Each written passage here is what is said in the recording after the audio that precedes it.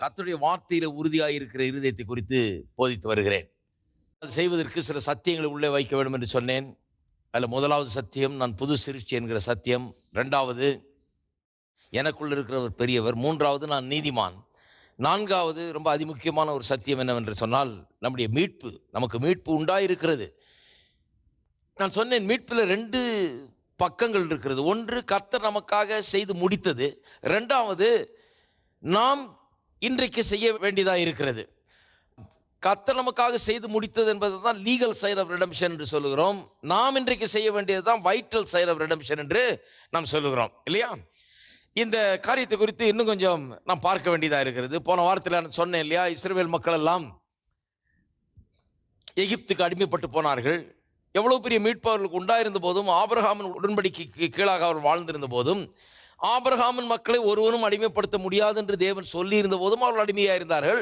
கொஞ்ச நஞ்ச நாள் அல்ல, 430 வருஷம் இப்படி அடிமைத்தனத்திலே கிடந்தார்கள். திடீர்னு மோசேன்னு ஒரு மனுஷன் எழும்புறான், விடுதலை உண்டாச்சு. எப்படி விடுதலை உண்டாச்சு? சிலர் சொல்லுவாங்க, அது கர்த்தருடைய சித்தையா, அது கர்த்தர் அப்படிதான் சில நேரம் அப்படியே விட்டுருவாரு, ஒரு 400 வருஷம் விட்டுட்டு அப்புறம் திடீர்னு ஒரு நாள் விடுதலையை கொடுப்பாருன்னு. அப்படிலாம் கிடையாது. பாருங்க, ஏன் மோசே வந்த பிறகு விடுதலை ஆச்சுன்னா, மோசேங்கிற மனுஷன் 11ஆம் அதிகாரம் எபிரேயர் நிருபத்தில் வாசித்து பார்த்தீங்கன்னா, விசுவாசத்தினாலே மோசே அவன் என்ன செய்தான்னு அங்கே இருக்குது. விசுவாசத்தை பயிற்சிவிக்க தெரிஞ்சவன் அவன். அவன் யார் என்பதை அறிந்து வைத்திருந்து, பார்வோனுடைய குமாரத்தி என்னப்படுவதை வெறுத்து, எகிப்தின் பாவ சந்தோஷங்களை அனுபவிப்பதை பார்க்கணும், தேவனுடைய மக்களோட நிந்தையை அனுபவிப்பது, துன்பத்தை அனுபவித்து தெரிந்து கொண்டான். தெரிந்து கொண்டு விசுவாசத்தினாலே அவன் பஸ்காவை ஆசரித்தான் என்றெல்லாம் அங்கே சொல்லப்பட்டிருக்கிறது. அப்ப அவனுடைய விசுவாசம், அவன் எழுந்து நின்று, நான் யார்? ஆபிரகாம் தேவன் என்னுடைய தேவன், அவருடைய உடன்படிக்கை என்னுடைய உடன்படிக்கை, ஆகவே நான் அடிமையா இருக்க போறதில்லைன்னு சொல்லி அவன் எழுந்து விடுதலையை அங்கே கொண்டு வந்தான். அவன் எழுந்த உடனே கர்த்தர் விடுவிக்கிறவனாக அவனை ஏற்படுத்தினார். அவரோடு கூட துணை நின்றார், அவனுக்கு கற்றுக் கொடுத்தார், அவனுக்கு உதவினார். நாம நமக்கு உள்ளதை எடுக்க நாம் முற்படும் போது பரலோகமே நமக்கு பின்னால் வந்து நிற்குது. தேவனே நமக்கு உதவி செய்ய ஆரம்பிக்கிறார். அது வரைக்கும் பரலோகத்தின் எல்லா தேவதூதர்களும் பரலோகத்தின் எல்லா வல்லமையும் நமக்கு காயத்தமா காத்து கொண்டிருக்கிற நமக்கு உதவுகிறதுக்கு, ஆனால் ஒன்றுமே செய்ய முடியாது. ஆகவே மோசே என்கிற மனுஷன் அவன் ஏதோ கர்த்தருடைய சித்தம், அது கர்த்தருடைய நேரம் வந்துருச்சு, நல்ல நேரம் பிறந்துருச்சு, அதனால விடுதலை உண்டாச்சுன்னு கிடையாது. ஒரு மனுஷன் விசுவாசத்தினாலே எழுந்திருந்து உடன்படிக்கை என்ன என்பதை அறிந்திருந்து அந்த உடன்படிக்கையில தனக்குள்ள அந்த ஆசீர்வாதங்களை எடுத்துக்கொண்டு அடிமைத்தனத்தை வெறுத்து அங்கே தேவனுடைய வல்லமையினாலே விடுதலை தனக்கும் தன்னுடைய ஜனங்களுக்கும் அங்கே கொண்டு வந்தான் என்று பார்க்கிறோம், இல்லையா? அப்ப திருப்பவும் எபிரேயர் எழுதின நிருபம், முதல்ல எபிரேயருக்கு போவோம், அங்கிருந்து ஆரம்பிப்போம். எபிரேயர் எழுதின நிருபம் 5ஆம் அதிகாரம் 12ஆம் வசனம். காலத்தை பார்த்தால் போதகராய் இருக்க வேண்டிய உங்களுக்கு தேவனுடைய வாக்கியங்களின் மூல உபதேசங்களை மறுபடியும் உபதேசிக்க வேண்டியதாக இருக்கிறது. நீங்கள் பலமான ஆகாரத்தை அல்ல பாலை உண்ணத்தக்கவர்களானீர்கள். பால் உண்கிறவன் குழந்தையாயிருக்கிறபடினாலே நீதியின் வசனத்தில் பழக்கமில்லாதவனாயிருக்கிறான். பழக்கமில்லாதவன், பால் உண்கிறவன் குழந்தையாயிருக்கிறபடினாலே நீதியின் வசனத்தில் பழக்கமில்லாதவனாயிருக்கிறான். இப்படி சொல்லுங்க எல்லாரும், வசனத்தில் பழக்கமில்லாதவன். இன்றைக்கு அநேக கிறிஸ்தவர்கள் வசனத்திலே பழக்கமில்லாதவர்களாக இருக்கிறார்கள்.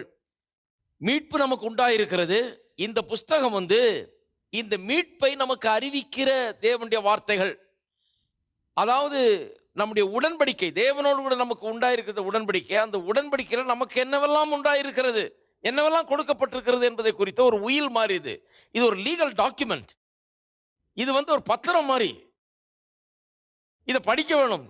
ஒரு பத்திரத்தை எடுத்தாங்கன்னா, வக்கீலுங்க எடுத்தாங்கன்னா, அது ஒவ்வொரு எழுத்தும் அவங்களுக்கு ரொம்ப முக்கியம்.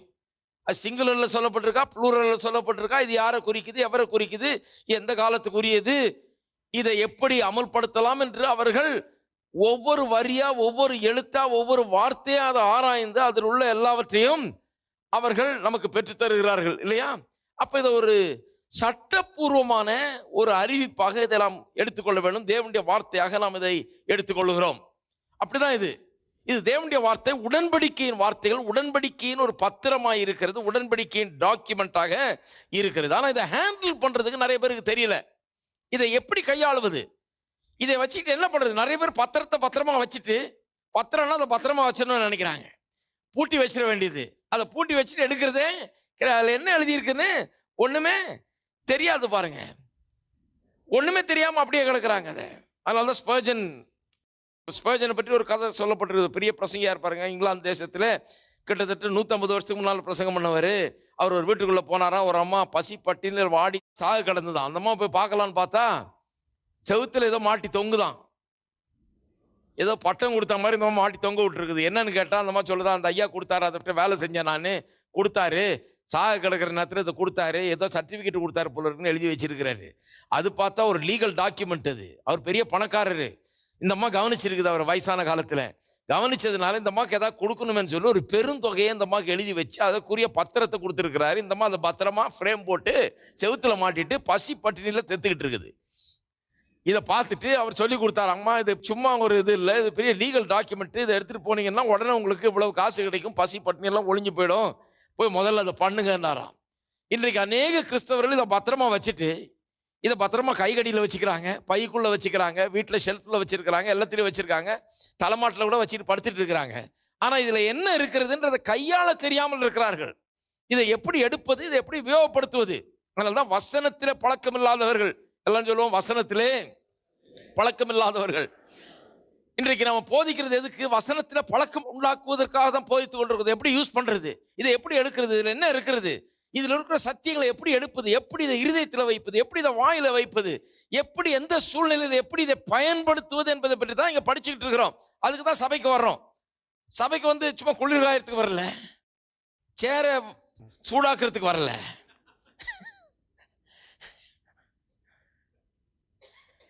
இல்ல பாஸ்டர் வரலன்னா அவர் கோச்சுக்குவார். ஒருத்தர் சொல்றாரு அதை விட மோசம் என்னன்னா, வரலன்னா அவர் நாளைக்கு வந்துருவாருங்க. நான் கேட்டா, விரும்பலையா நீங்க வர்றதுன்னு?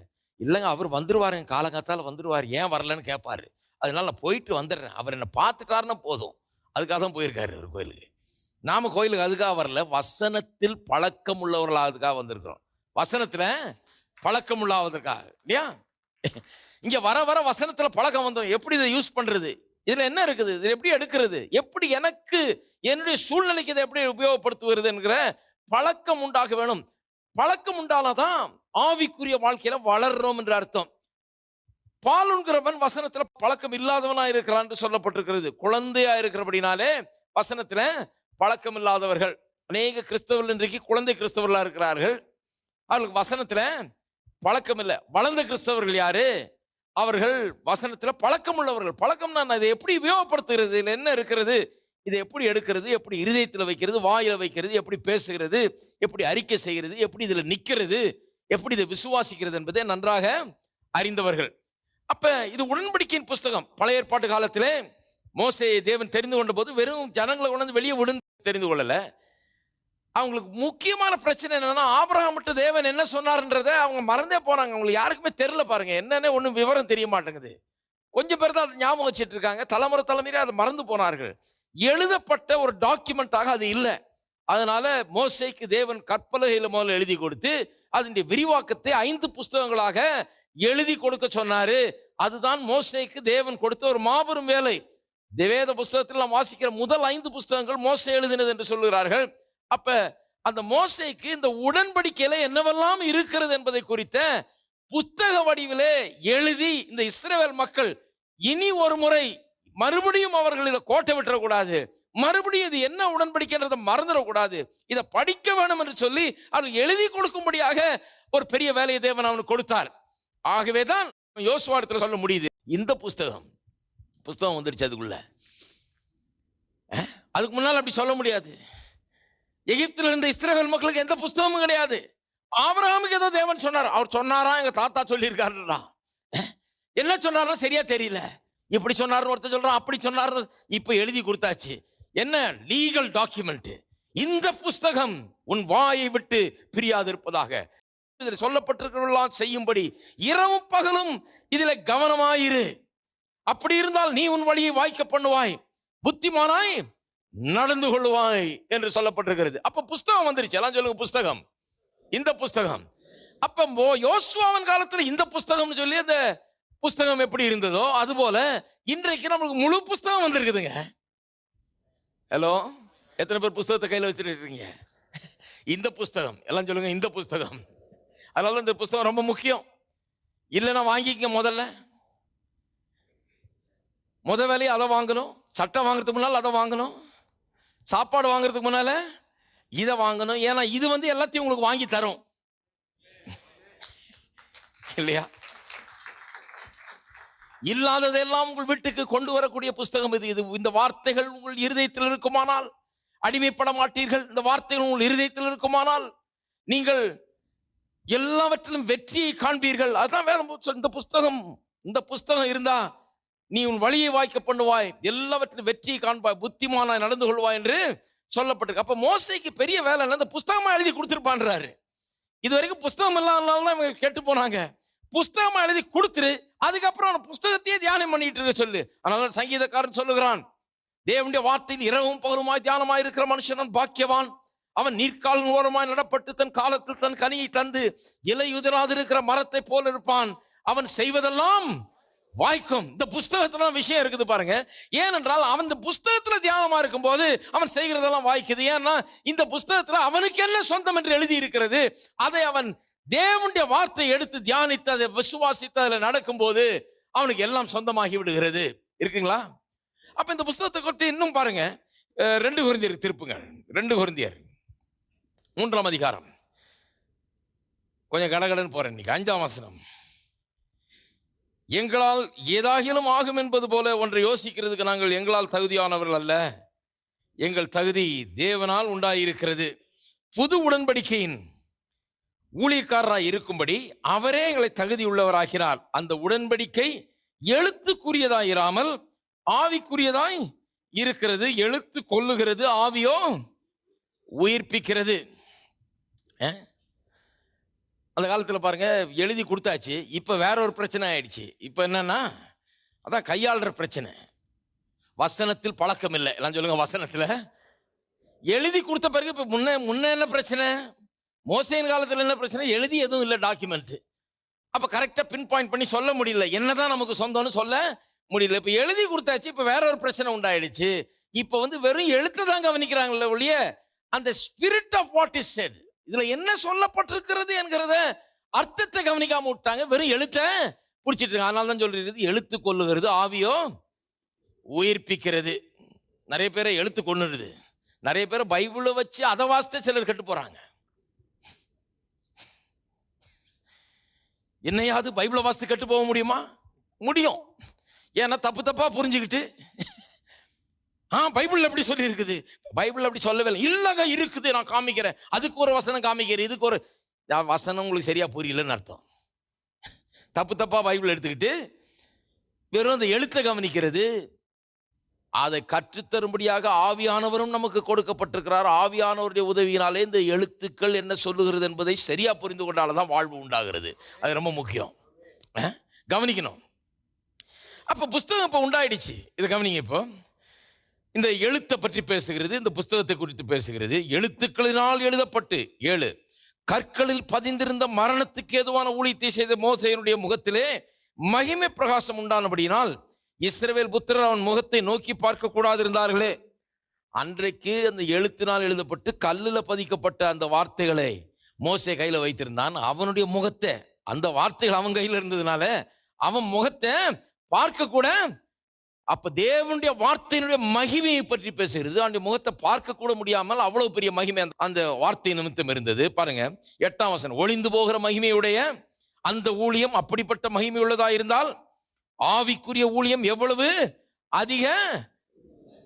ஏன் ஒளிந்து போகிற ஊழியம்? அதெல்லாம் வந்து ஒரு நிழலாட்டம் மாதிரி. அன்றைக்கு இயேசு வரல, இயேசுடைய ரத்தம் சிந்தப்படல, வெறும் ஆட்டுக்குட்டி ஆடு மாடுகளுடைய ரத்தம், இப்படி எல்லாம் நிழலாட்டமா இருந்தது பாருங்க. அதனால வேறொரு உடன்படிக்கை வரப்போகிறது, அதுக்கு ஒரு அடையாளமாக அது இருந்தது. அது ஒளிந்து போகக்கூடியது, இது ஒளிந்து போகாத ஒன்று. இயேசு வந்து இந்த உடன்படிக்கை உண்டாயிருக்கிறது. இப்ப இது வந்து ஒளிந்து போகாத ஒன்று. ஒளிந்து போகிறதுக்கே அவ்வளவு பெரிய மகிமை உண்டாயிருக்குமானால் ஒளிந்து போகாத இதுக்கு எவ்வளவு பெரிய மகிமை உண்டாயிருக்கு. இந்த புதிய உடன்படிக்கையை பற்றி பேசுகிறது. இது புதிய உடன்படிக்கையின் புஸ்தகமா இருக்கிறது. அதான் பழைய ஏற்பாடு புதிய ஏற்பாடுன்னு சொல்லப்பட்டிருக்கிறது இல்லையா? அந்த பழைய ஏற்பாடுடைய மகிமை எப்படிப்பட்டதுன்னு சொல்லப்பட்டிருக்கிறது. பழைய ஏற்பாட்டை தான் மோசே வைத்துக் கொண்டுதான் அவனுடைய முகத்தை கூட பார்க்க முடியாமல் இருந்தது. நீங்க புதிய ஏற்பாட்டை கையில வைத்துக் கொண்டிருக்கிறீங்க. இதனுடைய மகிமை எவ்வளவு பெரியதா இருக்கிறது என்பதை குறித்து இங்க சொல்லப்பட்டிருக்கிறது. இப்ப பாருங்க, ஆக்கினை தீர்ப்பு கொடுக்கும் ஊழியம் மகிமை உள்ளதா இருந்தால் நீதியை கொடுக்கும் ஊழியம் அதிக மகிமை உள்ளதா இருக்குமே. அந்த காலத்தில் அந்த 10 கற்பனை எல்லாம் ஆக்கினை தீர்ப்பை கொடுக்கக்கூடிய ஊழியம். ஏன்னு சொன்னா மனுஷன் பாவி என்பதை அவனுக்கு நினைவுபடுத்தும்படியாக அந்த வார்த்தைகள் இருந்தது, இந்த 10 கற்பனைகள். இங்கே நீதியே கொடுக்கப்படுகிறது. இந்த வார்த்தைகள் நான் எப்படி நீதிமானா இருக்கிறேன் என்று சொல்லுகிற வார்த்தைகள். அதனுடைய மகிமை அவ்வளவு பெருசா இருக்கும்னா இதனுடைய மகிமை எவ்வளவு பெருசா இருக்கும்னு சொல்லப்படுகிறது. இப்படியாக 10ஆம் வசனம், மகிமைப்பட்டிருந்த அந்த ஊழியத்திற்கு உண்டாயிருக்கிற சிறந்த மகிமைக்கு முன்பாக மகிமைப்பட்டது அல்ல. பழசையும் புதுசையும் கம்பேர் பண்றாரு. மகிமைப்பட்டிருந்த அந்த ஊழியம் இந்த ஊழியத்துக்கு முன்னதாக இருக்கிற சிறந்த மகிமைக்கு முன் மகிமைப்பட்டது அல்ல. அன்றியும் ஒளிந்து போவதே மகிமை உள்ளதா இருந்ததானால் நிலைத்திருப்பது அதிக மகிமை உள்ளதாய் இருக்குமே. இப்படி பழைய உடன்படிக்கை குறித்து இப்படியெல்லாம் சொல்லப்பட்டிருக்குது. பழைய உடன்படிக்கைக்கு எவ்வளவு பெரிய மகிமை இருந்தது, இப்பொழுது நமக்கு உண்டாயிருக்கிற இந்த உடன்படிக்கை எவ்வளவு பெரிய மகிமை உண்டாயிருக்கும் என்று கொஞ்சம் கவனித்து பார்க்க வேணும். அப்ப பாருங்க, ஆபிரகாம் உடன்படிக்கைன்னு சொன்னோம், பழைய உடன்படிக்கைன்னு சொன்னா இயேசு வரல, இயேசு ரத்தம் சிந்தப்படலை, அதன் அடிப்படையில் ஒரு உடன்படிக்கை உண்டாகல. இருந்தா கூட அவர்களுக்கு உண்டான ஆசீர்வாதத்தெல்லாம் வாசித்து பாருங்க கொஞ்சம். எப்படிப்பட்ட ஆசீர்வாதங்கள்லாம் எப்படிதான் தெரியல. சிலர் என்ன சொல்லிடுறாங்க வாசித்துட்டு, சுகமா அது பழைய ஏற்பாட்டில் பிரதர், அது நானே உன் பரிகாரியே கர்த்தன் வசனம் எடுத்தா அது பழைய ஏற்பாட்டில் பிரதர். இப்ப புதிய ஏற்பாட்டில் என்ன ஆச்சுங்க, கடைசி அப்போஸ்தலர் சாகும்போது அது நின்றுடுச்சான். அப்ப நீங்க என்ன சொல்றீங்க, பழைய உடன்படிக்கை இதை விட பெரிய மேன்மையான உடன்படிக்கைன்றீங்களா? அப்ப சுகமெல்லாம் இருந்தது, இப்ப எல்லாம் ஒழிச்சிட்டாங்க எல்லாத்தையும். அப்ப அது ரொம்ப பெஸ்ட் ஆயிடுச்சு, இது ஒஸ்ட் ஆயிடுச்சு. அது ரொம்ப அருமையானதா இருக்குது, இது ஒண்ணுமே இல்லாததாயிடுதே. ஆனா வேதம் ஆப்போசிட்டா சொல்லுது. பழைய உடன்படிக்கைக்கும் புதிய உடன்படிக்கைக்கும் பெரிய வித்தியாசம் இருக்குது. இது ரொம்ப அதை விட அதிகமே வாய்ந்தது என்று சொல்லப்பட்டிருக்கிறது. அதே போலதான் நிறைய பேர் செழிப்பை குறித்து பிரசங்கம் பண்ணும் போதெல்லாம் அவங்களுக்கு என்ன அப்ஜெக்ஷன், அதெல்லாம் பழைய ஏற்பாடு பிரதர். புதிய ஏற்பாட்டில் பாருங்க, புதிய ஏற்பாட்டில் என்ன தரித்திரமா, அதெல்லாம் பழைய ஏற்பாடு பிரதர். புதிய ஏற்பாட்டில் பாருங்க, புதிய ஏற்பாட்டில் என்னையா, இயேசு மாட்டு தொழுவத்தில் பிறந்தார் எங்கேயா சொல்லி இருக்குது, என்னன்னு கொஞ்சம் வாசிக்கணும். இயேசு யாரு, அவரை போய் சும்மா குப்பை தொட்டியில் இருக்கிற மாதிரி ஆக்கிடக்கூடாது பாருங்க. அறிவே இல்லாம பண்ணக்கூடாது சில காரியங்களை. அவர் யார், தேவாதி தேவன், கர்த்தாதி கர்த்தன், வானத்தையும் பூமியும் உண்டாக்கின தேவன். அவர் அங்க புல்லணையில கிடத்தி இருந்தாங்க. ஏன்னா வேற ரூம் கிடைக்கலங்க, நல்ல ஸ்வீட்டுக்கு தான் ட்ரை பண்ணாங்க, ஹோட்டல்ல கிடைக்காம அங்க கிடத்தி இருந்தாங்க. கொஞ்சம் கிடத்தின உடனே அதை பிடிச்சிக்கிட்டு தொங்குறாங்க இவங்க எல்லாம். அங்க கிடத்தினதுனால அவர் ஏழை தான் அப்படின்னு, அதனால அடியனும் ஏழை, இப்படியே எல்லாம் சந்ததி சந்ததியே ஏழை ஆகிறதுக்காக தீர்மானிச்சிட்டாங்க. ஆனால் வேதவசனம் என்ன சொல்லுகிறது, பழைய உடன்படிக்கையை காட்டிலும் புதிய உடன்படிக்கை அவ்வளவு மேன்மை உள்ளது. அங்கேயே அவ்வளவு பெரிய ஆசீர்வாதம். ஆபிரகாமுடைய காலத்திலேயே அவனுடைய பிள்ளைகளுக்கு அவ்வளவு பெரிய ஆசீர்வாதம்னா வேதவசனம் சொல்லுகிறது. கலாத்தியர் 3:29 நீங்கள் கிறிஸ்துவனுடையவர்களானால் ஆபிரகாமின் சந்ததியாயிருக்கிறீர்கள், கிறிஸ்துவுடனே உடன் சுதந்திரராயும் இருக்கிறீர்கள் என்று சொல்லப்பட்டிருக்கிறது. நான் சொல்லுகிறேன், அன்றைக்கு இருந்த ஆசீர்வாதங்கள்லாம் இன்னைக்கு இன்னும் பல மடங்கு பெருகிதான் வந்திருக்குது ஒழிய அதுல எந்த குறைவும் கிடையவே கிடையாது. கொஞ்சம் யோசித்து பார்க்கணும் பாருங்க. அப்ப பழைய உடன்படிக்கையை மேன்மைப்படுத்தி புதிய உடன்படிக்கை ஒண்ணுமில்லாதாக்குறவங்களை நம்பாதீங்க. அது பழைய ஏற்பாடு, அது பழைய, எதுக்கு எடுத்தாலும் அது பழைய ஏற்பாடு, அது பழைய ஏற்பாடு. பைபிளை கூறு போட்டு அது ஆபிரகாமுக்கு, இது ஈசாக்கு, இது யாக்கோபுக்கு அப்படின்னு இந்த வடைய பங்கு போட்ட குரங்கு மாதிரி நிறைய பேர் இருக்கிறாங்க பாருங்க.